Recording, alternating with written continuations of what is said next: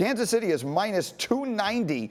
Baltimore is plus 245. For context, that's about the same odds the Raptors were listed at to beat the Warriors before the start of the NBA Finals. And obviously, if Kevin Durant is playing, that's an entirely different conversation. So we talked a little bit about the quarterback matchups here. Lamar Jackson, Patrick Mahomes. The world loves Mahomes for all the obvious reasons. Let's see if Lamar Jackson, in a huge kind of statement game, solidifies what we've seen the first few weeks. What do you expect in this game? I expect it to be a much closer game than the odds suggest. In part, I mean, the odds, they're a glamour franchise at this point. KC is a popular team, so I think the odds are skewed because of that. But last year, the Ravens really won that game. Yeah, could have been. They had over 90% win probability at a certain point in that game before we had this absurd play, and there was another penalty that was questionable that caused that set up the win for the Chiefs in that game. I want to make sure everyone knows this was on a fourth down play on the last drive. If he doesn't complete that, they wind up losing the game. That was Mahomes' signature moment, I thought, of the entire season. I'm not sure it'll actually be closer like Neek suggested. I think it's a great litmus test for the Ravens.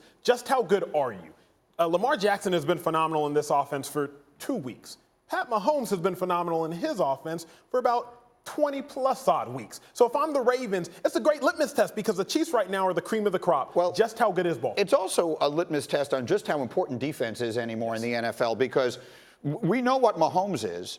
But we also know the Ravens have a genuinely good defense, and the Chiefs do not, or at least we don't think they do. They've played 2 bad teams to start the season, or not teams we expect. They knocked out the quarterback the first week in the first quarter of the first game. So if there is a significant value still to having a good defense, the Ravens, I think, have the advantage. I mean, I think this is not necessarily an end-all, be-all, or a kind of decision on whether defense is important or not. This Ravens defense is weaker talent-wise than they were last year. They've lost some pass rushers, so I don't necessarily think that it's all on the defense. But we think they're a better defense than Kansas City, right? Absolutely. But we also know that KC, I don't think it's a similar matchup. KC is a much better offense, I would think, than the Ravens are because they have Patrick Mahomes. Well, perhaps. But, I mean, this is the conversation we're having. Has Lamar Jackson all of a sudden ascended to a level where that isn't quite as easy to say as we thought? This is why you go pay Earl Thomas the big bucks. This is why you go get one of the best, if not the best, safeties in all of football to go out there and roam at safety, because now you have to guard the likes of Watkins, Travis Kelce, et cetera. This is why you make those additions. Schefter, I'll just say it. You know who would look awfully good in a Kansas City uniform if they want to win a Super Bowl?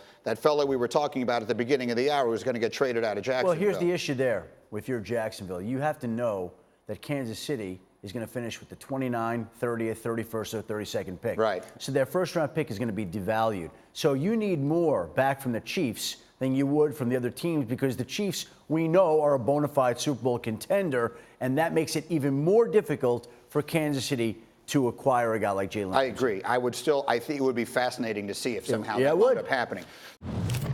Thank you for watching ESPN on YouTube. For more sports, highlights, and analysis, be sure to download the ESPN app. And for live streaming sports and premium content, subscribe to ESPN+.